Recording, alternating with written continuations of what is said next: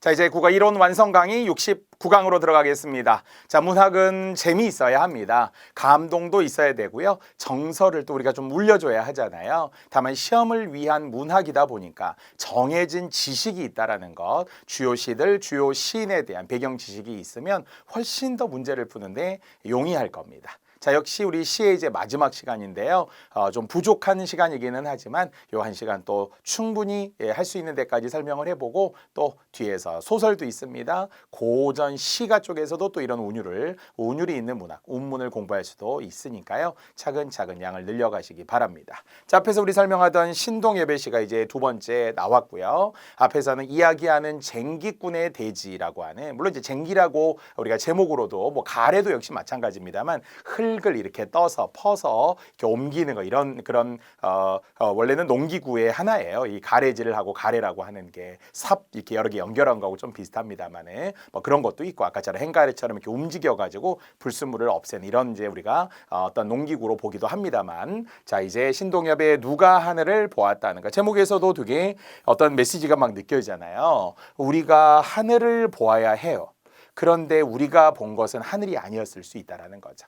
우리는 뭔가 왜곡된 가치관, 잘못된 가치관에 호도되고 또 우리의 눈과 귀를 가리는 어떤 현실들이 분명히 있었다라는 건데요. 자, 제목에서도 첫 구절에서도 그렇듯이 누가 하늘을 보았다는가, 누가 구름 한 송이 없이 맑은 하늘을 보았다는가, 사실은 우리가 보았던 것은 구름이 아니라 하늘이 아니라 먹구름이었다라는 거죠.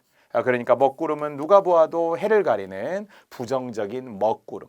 뭐 만약 우리가 고전 문학이었다면은 간신, 해가 임금이고 이 임금의 총명을 가리는 간신으로 구름이 많이 나오기는 하는데요. 그래서 본 것은 지붕 덮은 쇠 항아리였다라는 거예요.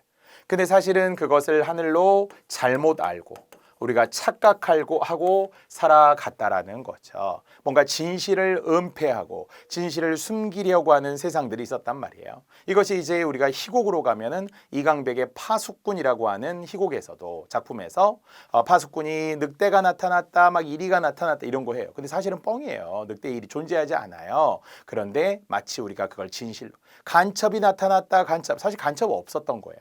가짜로 막 조작했던 거예요. 그런 현실에 대해서 우리가 이제 서서히 눈을 뜨게 되면서 진실이 뭔지를 좀 알게 된 거죠. 국민의식도 성장하게 되었으니까요. 그래서 닦아라 너의 마음속에 있는 구름, 찢어라 너의 머리 덮은 쇠 항아리를 모두 찢고 그리고 없애라, 이렇게 이야기를 한 거죠. 역시 부정적 현실에 대한 정신이 그러한 참여 시라고 계속 이야기를 하게 된 겁니다. 근데 의외로 이 당시 서울시에서 오답자들이 있었는데요. 자, 이제 쇠 항아리의 의미라고 이야기를 했습니다. 자, 그랬으니까 이제 의미는 좀 구체적으로 들어가라고 했죠. 플러스 마이너스면 마이너스인 거는 알겠어요. 쇠 항아리 먹구름 같은 거 알겠어요. 하지만 그 의미라고 하는 것이 뭔가 우리를 억압하는 거잖아요. 아까처럼 뭔가 진실을 막 가리는 거잖아요. 우리를 막 억누른다라는 의미가 훨씬 강하겠죠. 쇠 항아리, 절대 깰 수 없는 쇠 항아리라고 하는 게 있는데 그것을 이제 찢고 닫고 벗어나야 한다라고 본 겁니다. 자, 이제 1, 2, 3, 4 중에 마이너스가 딱 하나밖에 없었다라는 거예요. 남의 발톱이라고 했잖아요. 그래서 조구가 한 번도 우리는 우리의 심장 남의 발톱에 주워져 본 적이 없었다. 사실 이게 다 신동엽의 시 4편이 나온 건데요. 보기에 있는 시를 포함하면 신동엽만 5편, 앞에 했던 시 포함하면 6편, 오늘 이 시간에 맨 마지막에 신동엽의 보문이라는 시가 또 나오게 되는데, 그러면은 총 기본적으로 한 7편만 신동엽의 시를 공부하는 건데요. 왜 그렇게 중요합니까? 그러면 거듭 남북 통일과 관련된, 이 정부에서도 남북 문제 이런 거 많이 해결하려고 하다 보니까 신동엽의 시를 좀 선호했다라고 볼 수 있어요. 예전엔 또 잘 안 나왔거든요. 그러니까 그만큼 시대적인 그런 시가 분명히 있습니다.